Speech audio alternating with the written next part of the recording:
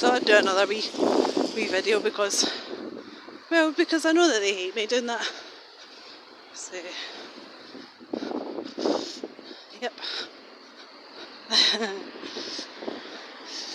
You already know. I don't need to say anything. I don't need to say anything most of the time. It's fascinating. Fascinates me. They fascinate me, these people. I could watch them all day. I don't want to watch them too close. I don't want to stand too close when I watch them because they're often stinking, but I could watch them all day. I was just thinking as I was walking down, I was trying to see if I could see there was a van, the drink Monster, soft drink Monster. There was a van parked on my route when I was walking. I'll slow down a bit because I get too huffy and puffy if I'm walking fast. I'm too out of shape. CK20LHD Tivoli. They drive past me all the time. I don't know what it is. It's a florist or something. Okay, it's designed, I'll tell you what the meaning is behind it. This guy that I used to go out with, I was only 17 when I was in I wouldn't even call it a relationship. I mean, when you're 17, I think he was like 19, 20. We used to go to a club in his hometown and it was called Tivoli's. So that van drives past me quite a lot to try and sort of associate it with him.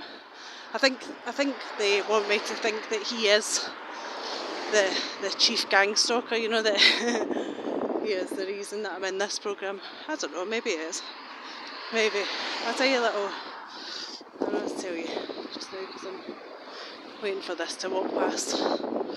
Because I like to walk behind you and kind of listening to what you're saying. You could just have to listen to it later on like everybody else. Yeah. So his name was, I met him when I was in the army, like I say, I was 17. And he was I think 19 or 20. His name was Ricky Sinclair. Everyone calls him Rick. Or they call him, they've got other nicknames for him because he's got quite big lips, I won't tell you what the nicknames are. They're probably quite offensive if you're not, army-wise, they're okay. People get away with saying things like that, people don't really take offence, but if I said it on here, people might get offended. But anyway, Ricky Sinclair, so I went out with him for not even a year, I don't think.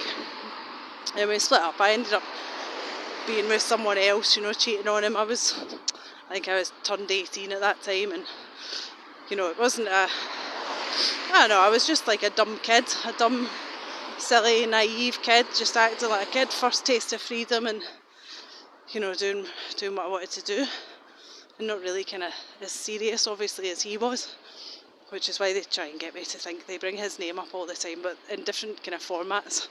I'll go into that in a second. I wasn't even going to talk about him, but it's how they get you. It's how they get you, isn't it? They drive past things that they associate with that person because they want me talking about this stuff, I don't know. They want to see where my head's at, what I'm thinking about all this. That's what they want. What does she think? Who does she think's doing this? Does she think it's Ricky? Have we got her into that state where she think, no, I don't. I think this has happened since I was born and I didn't know him then. I think he was just another useful pawn in your game. Anyway, stop going off track, Emma. Stay on subject. My mind wanders. So ended up, I was with him for probably less than a year. Ended up cheating on him, because, I'm not going to justify it. I'm answerable to one person and I will be answerable to one person eventually. I don't need to justify any mistakes or wrongdoings that I've made in my life to anyone else, and I'm not going to. I'm just going to stand here because this cunt's walking really slow to try and get me to walk past me. He's about to walk into the pole, see? Not even concentrating on what he's doing. He's too busy listening into what I'm doing. Yeah, so I'll slow right down so I don't catch up with him. So I went out with him when I was in the army. He was in the army as well, in the Royal Signals. And then years later, I was in a relationship with someone, and he was also in a relationship with someone. And we ended up spending, a couple of weekends together while he was in my neck of the woods. while he was on a course at the army camp where I was. We ended up kind of spending a couple of weekends together when we shouldn't have really, you know. Like I say, he was in a relationship, I was in a relationship. It's not a good thing to do. I think I was 23 at that time, around about 23. So yeah, old enough. There we go again. Just round and round in circles.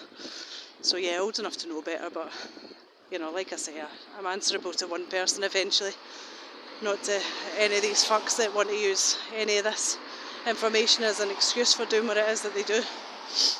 Because they were doing it well before that anyway, so it's just another little convenient excuse for them. I was being watched well before that. There's no doubt about it, since they had their footage of me having sex with him in my house. So you know, it wasn't that they just put the cameras up on the off chance that I might start having sex with someone else's husband. They were filming me anyway. So yeah. Anyhow, later on, I was trying to think what I was going to say then. Yeah, so that happened, and then his partner that he was with, they ended up finding out about it, and you know, it caused a bit of a ruckus, as it would. You know, I'm sure she wasn't very, very impressed. I wouldn't have been either. But then fast forward to, so this was, I think I was 23 at the time this affair happened. There's family walking right next to me on the other side of the road, just desperately trying to put me off, and one of the older teenagers, I don't want to film them because they've got children. That's how they kind of get away with me not filming them. They have children with them. When you publish it on YouTube, it says, is there any children in this video? And you have to tick no, obviously, but they've got children with them. And the mother's just checked her watch a couple of times, and one of the older teenagers is clearly filming me on her phone, but I can't point my camera in that direction without me filming the children, which is how they get away with it, you know. It's how they get away with doing this shit. Then they can accuse me of filming children. They're just disgusting, people using their children as pawns. But anyway, back to the story. Like I said, when I had this affair, I was about 23. Fast forward a number of years, you know, according to him, I was no longer in a relationship. So I was probably about, 26 at this time, 25, 26. And according to him, he'd split up with the relationship that he was in, and I was no longer in the one that I was in either. And he invited me to see him. He was living in York at the time. He was posted to York. He was still in the army at the time. I wasn't. He was posted to York at the time. He invited me to come down for the weekend and see him. He told me that his relationship was over. You know, they weren't together anymore. So I went down to York to see him. So they use York quite a lot. That's they use that in the programming as well, because they've got footage in York as well of me having sex with him again. You know, there's lots of footage of me having sex with this particular person. They're obsessed, absolutely obsessed. These teenagers over the road are still filming me. I can't show them because they're making sure they stay with a child by their side. So it looks like I would be filming children. Like I said, disgusting people. I'm just going to describe it but not show it. So yeah, that happened, and then nothing else came of that. And then there was a weekend that he said he was up in Scotland for some reason, doing some kind of army course or army work or something, and could he come and see me? Again, this is fast forwarding another couple of years, so I was probably about, 27 or 28 at this time. And he was up in Scotland. I gave him my address, and he came in, and again we spent the weekend together. And obviously they have footage of what happened that weekend as well. And the most interesting part about this story, well, maybe not the most interesting part, I have quite a substantial tattoo, and as part of the tattoo, when they came into my house and they showed me all these videos, you know, that they had of me, they've been watching me for my whole life pretty much.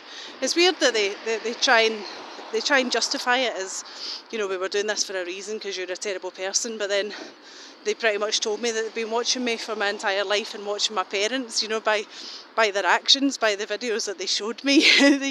They can't be taken any other way than the way that it is shown to me, you know.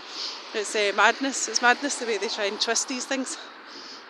But anyway, I have this substantial tattoo, and as part of showing me the videos, they showed me a close-up of my tattoo, and what the tattoo artist has done, he'd got a still of me having sex with this person, this Ricky, and they've got a screenshot of me having sex with him, and they've incorporated it into my tattoo, and it's clear. I mean, I can see it clear as day now, you know. They obviously thought this was hilarious to do this, but that's exactly what they've done. I'll write the name of the tattooist in the description of this video, but it's a place called Timeless Tattoo in Glasgow, and she told me that her parents were solicitors. There's quite a lot of solicitors involved in my targeting, so you know, I've obviously pissed off a number of solicitors. I would have thought, by the way, that they're kind of using all solicitors and solicitors' children to target me, but that's what they've done in the tattoo. They've incorporated a still of me and Ricky having sex into the tattoo that's on me, so I'm kind of branded with this shit forever, you know. And the tattoo I've had probably about at least 10 years, maybe more than that. So you know, it was going on well before that I even knew about it, that these videos were getting passed around, shown about to all these disgusting, perverted people.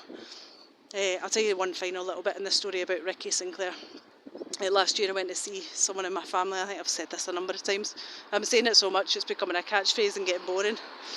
But I went to see this person in my family, and while I was getting there, they live about 8 hours away from where I live, so I had to get various modes of public transport, you know, trains and buses, etc. And on the final leg of my journey, I was in Leeds. This person lives in Yorkshire. Ricky is from Yorkshire. He's from Rotherham, near Sheffield. So I got a train in Leeds to go to my final destination, and I sat down on the train, and this woman, I just caught a glimpse of her. She walked by me and kind of sat the next set of seats along.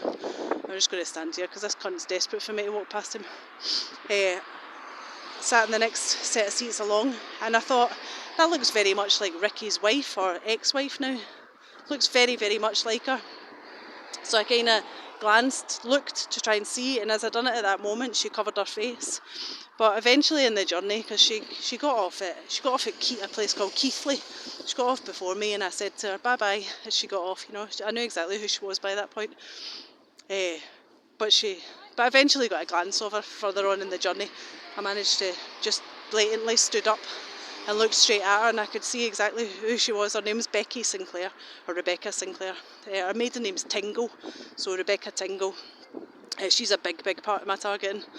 Obviously, you know, revenge-wise for having an affair with her husband, which is, you know, I can understand someone being angry about that. How you would want them to their whole life to be ruined, I'm not sure I understand that, but there we go. It's kind of despicable people these are. So anyway, throughout this journey, she spent the time on her phone saying, you know, I feel sorry, having an imaginary phone call saying, you know, I feel sorry for the girl, but she had it coming. She had it coming. Let's let that just sink in. Had it coming. Had losing her home. Had losing her family. Had losing her job. Had losing everything she owned and everything she was coming. Because your husband, who was married to you, I'm not the one who married you. I don't owe anything to you. But your husband's not getting punished, but I'm the one who you're taking your revenge out on, Becky. Yeah, very good. So anyway, she got off at Keighley. I believe she's from Rotherham as well. She got off at Keighley, and as she got off the train, I said, bye-bye, Becky, but she wouldn't dare look at me. You know, absolute coward of a woman. Cowards, that's what these people are, cowards. Don't dare look at you. They do all this stuff behind your back, but yeah, anyway, that's my little story. I wasn't even going to talk about that, but just the van reminded me. So hiya to Ricky Sinclair and Becky Sinclair if you still use your married name, or Becky Tingle if you don't. I hope this video finds you well, and your 4 children, who I'm sure are just as disgusting as you two. Anyway, that's all for now. God bless. Lots of love. Bye bye.